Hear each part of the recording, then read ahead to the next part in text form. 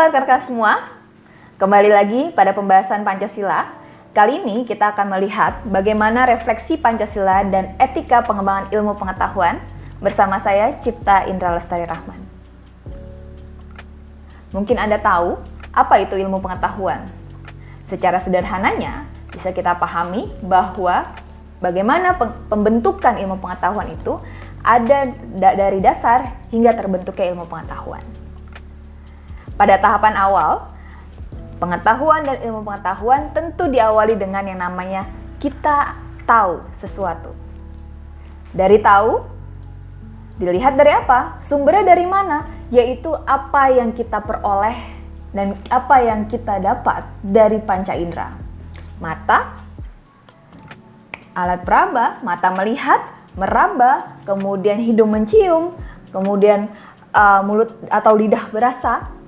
Ya, dari situ kita mengetahui sesuatu. Itu baru pada tahap tahu. Pada tingkat selanjutnya adalah pengetahuan. Dari apa yang kita tahu, kita akan lanjutkan, kita akan diterima oleh otak kita merangsang apa ini, apa itu, untuk apa ini, dan untuk apa itu. Nah, dari sana setelah kita melihat atau kita mencari tahu apa yang kita raba, apa yang kita lihat, apa yang kita rasa, nah kemudian manusia akan berpikir dari mana ini berasal, bagaimana ini terjadi. Nah, hal tersebut ketika diproses memiliki objek, metode tertentu, sistem dan bersifat universal yang diikuti atau yang diyakini oleh orang banyak, itu menjadi ilmu pengetahuan. Nah, dari pengertian atau dari pemahaman tersebut diharapkan bahwa kita tahu, ya, teman-teman memahami bahwa terbentuknya ilmu pengetahuan tidak serta-merta menjadi suatu metode, suatu teori. Namun ada proses yang dijalani. Berbagai macam faktor yang menghasilkan ilmu pengetahuan. Salah satunya adalah konsep masyarakat, konsep berpikir seorang ilmuwan, dan juga bagaimana kondisi masyarakat dan kondisi faktor-faktor lain di lingkungannya. Di bangsa Indonesia, Pancasila menjadi ideologi bangsa Indonesia dan falsafah bangsa Indonesia tidak hanya sebatas itu, tetapi berkaitan juga bagaimana pengembangan ilmu pengetahuan khususnya di Indonesia. Dalam refleksi Pancasila sebagai dasar ilmu pengetahuan yang berkembang di Indonesia, setidaknya kita bisa melihat ada beberapa hal. Yang pertama, refleksi Pancasila dalam konteksnya, sila pertama adalah kesadaran bahwa manusia itu hidup di dunia diibaratkan sedang ujian yang akan mengambil hasil di akhirat. Ya, bagaimana kita bersikap di dunia, hal apa saja yang dilakukan di dunia akan ada akhirnya, akan ada penilaiannya di akhirat nanti. Oleh karena itu pengembangan ilmu didasarkan atas rasa syukur, atas anugerah Tuhan Yang Maha Esa yang sudah menyediakan segala hal yang ada di dunia ini untuk ditelaah, untuk dianalisis, untuk menjadi bekal kita nanti di akhirat. Sehingga kehidupan masyarakat tidak akan berhenti di satu titik. Nah, yang kedua, arahan terhadap ilmuwan di Indonesia sebagai hakikat kodrat manusia yang bersifat monopluralis. Sila kedua, melihat, menampilkan bahwa di dunia ini dilihat adanya satu kemanusiaan. Satu nilai-nilai kemanusiaan. Manusiaan yang adil dan beradab. Artinya apa? Antara satu dengan yang lain ada sama-sama sebetulnya. Ya, oleh karena itu kita memiliki hak yang sama. Kewajiban yang sama. Sebagai manusia. Yang ketiga, sebagai landasan esensial bagi kelangsungan negara kesatuan Republik Indonesia, melalui kerjasama yang sinergis antar individu yang akan menghasilkan suatu produktivitas yang lebih tinggi daripada produktivitas individu. Sila ketiga adalah persatuan Indonesia. Sehingga kalau kita berkembang hanya satu manusia saja, tentunya perkembangan itu akan lambat diperoleh. Nah, bagaimana agar cepat kita bersatu? Yang keempat adalah arahan dalam manajemen mengambil keputusan berdasarkan pada asas kerakyatan dan musyawarah. Refleksi Pancasila dalam pengembangan ilmu pengetahuan tersebut dalam sila keempat menekankan pada asas kerakyatan dan musyawarah.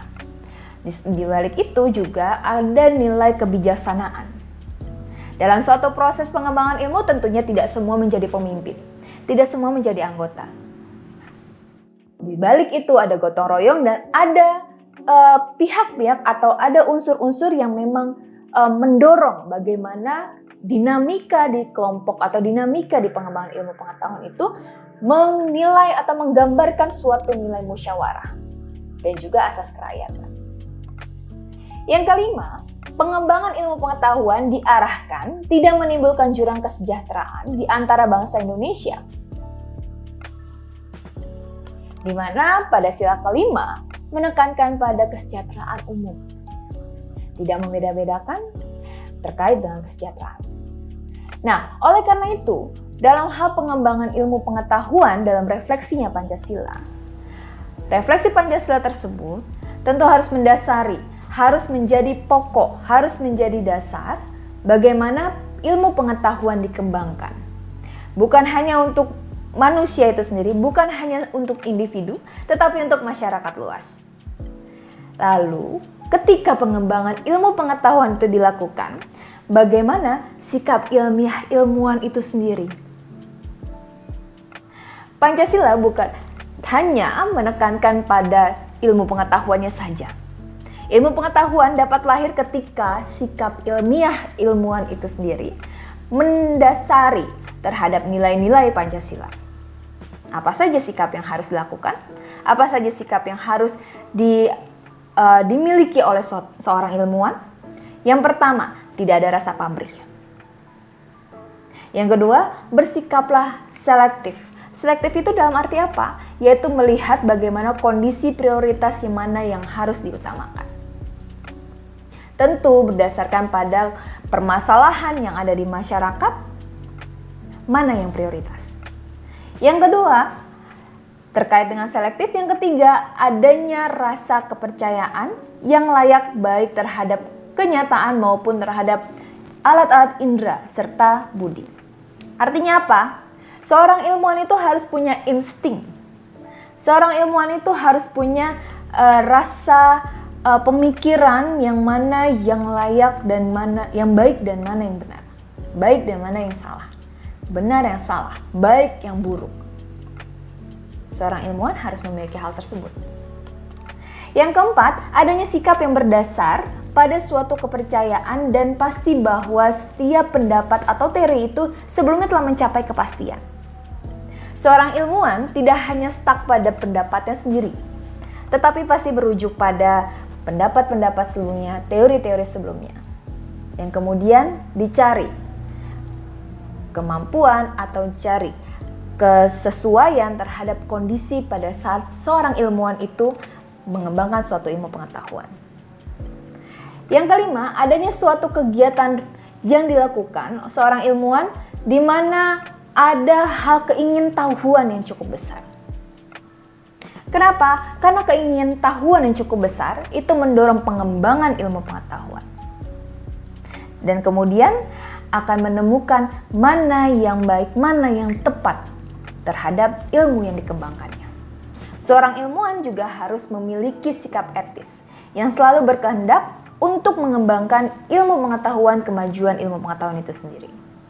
Dan tentunya lebih khusus untuk pembangunan bangsa dan negara. Seorang ilmuwan, ilmu pengetahuannya tidak hanya untuk konsumsi sendiri, bukan hanya konsumsi individu, tetapi ilmu yang dikembangkan harus mengedepankan untuk pembangunan bangsa dan negara. Oleh karena itu, refleksi Pancasila dan juga bagaimana etika pengembangan ilmu pengetahuan yang harus dimiliki oleh seorang ilmuwan juga harus mengedepankan unsur-unsur dan mendalami nilai-nilai Pancasila dalam proses pemikiran, dalam proses penyusunan, penelaahan, analisis, hingga dalam proses implementasi teori atau ilmu pengetahuan yang dihasilkan oleh seorang ilmuwan. Sampai sini dulu kita berbicara tentang refleksi Pancasila dan etika pengembangan ilmu pengetahuan. Semoga bermanfaat. Bye.